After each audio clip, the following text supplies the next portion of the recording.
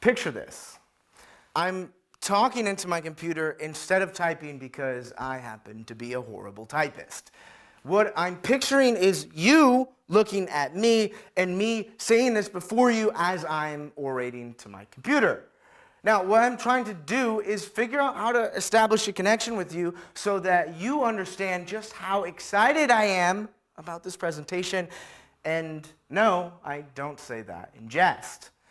Now, the central question that this is all framed around is, how does recreational drug use enhance the sense of community within a friend group?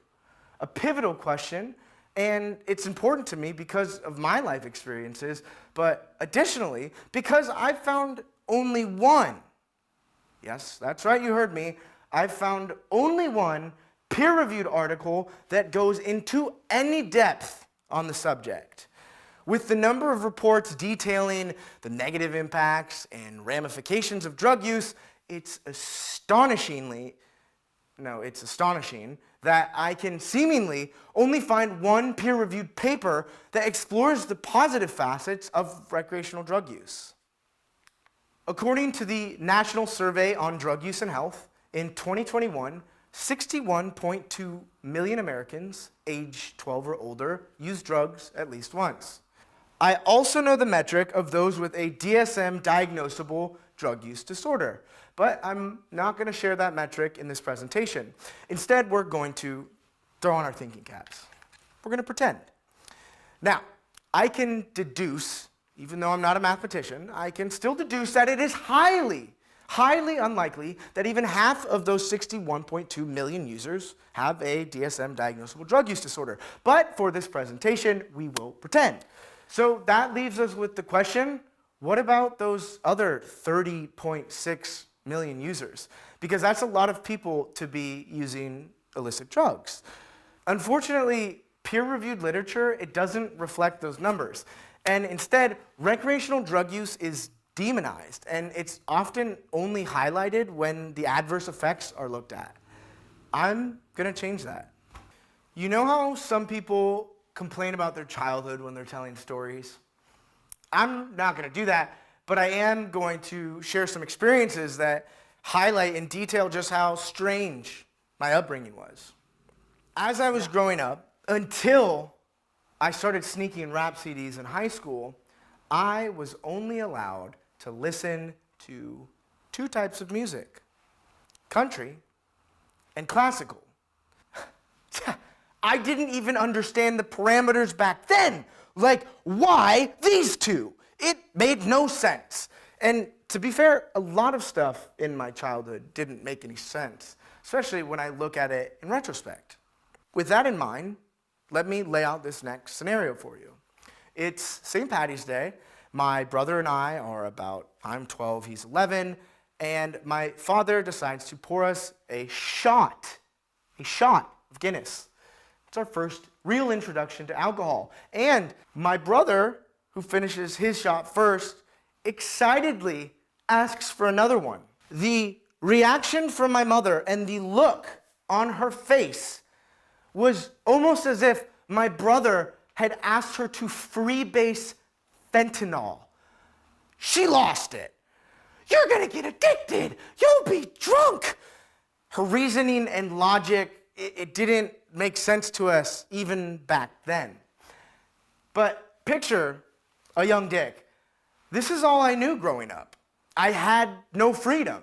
And I say this to say that I had a very sheltered and skewed perception of the world. So you can imagine my surprise the first time that I smoked weed. Oh, this is weed. That's what it's like to be high. I get it now. There's this stigma with it. You know what I'm talking about without even articulating it. The problem is that these issues surrounding recreational drug use are so multifaceted and deeply intertwined with additional problems, such as race and socioeconomic status, that it becomes challenging to even address the base issues. And this is why I changed the angle at how I was looking at this. Instead of looking at all of the negatives that have been detailed and documented ad nauseum, why don't we look at the benefits? Because 30.6 million people doing anything seems like a statistical significance. In that one peer-reviewed paper that I referenced earlier, titled, "What's the Attraction? Social Connectedness as a Driver of Recreational Drug Use," the authors are able to distill and articulate 3 different positive reasons and drivers behind recreational drug use.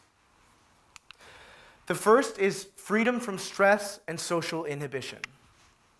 The second reason was the increased ability to socialize. The last reason given was the formation of trusting relationships. This is the reason why I became so interested in this concept. There have been numerous times when I've been recreationally taking drugs with my friends and thinking about how great of an experience it was and just how connected I felt to my friends. And that's not what most of the literature says happens. My intention with this project is to offer the world additional perspectives for looking at recreational drug use. I intend to use mixed methodology when it comes to my research methods, using both qualitative and quantitative data. Through an initial series of interviews, I will be able to pick out the participants for a more in-depth final interview. All of this information will then be digested and translated. Hopefully, this will lead to a more conclusive analysis. I'm going to leave you with 2 things. Both are addressed at the end of the paper from earlier. Firstly, they say research suggests that harm mitigation strategies must speak to broader audiences and address the social attraction of drugs, because 30.6 million people doing anything is a lot of people. Lastly, the authors say that enhanced social connectedness seems to contribute to the attractiveness and act as a potent force underpinning recreational drug use. Hopefully, this expansion and perspective shift will continue to grow and encourage others to do their own research. I'm excited to start my research and hope this video has communicated my enthusiasm for the topic. Thank you for watching, and remember that as of 2023, all drugs are federally illegal in the United States. So, don't do them, or don't get caught. Remember, it's your body and your choice. Thanks for watching. Thank you.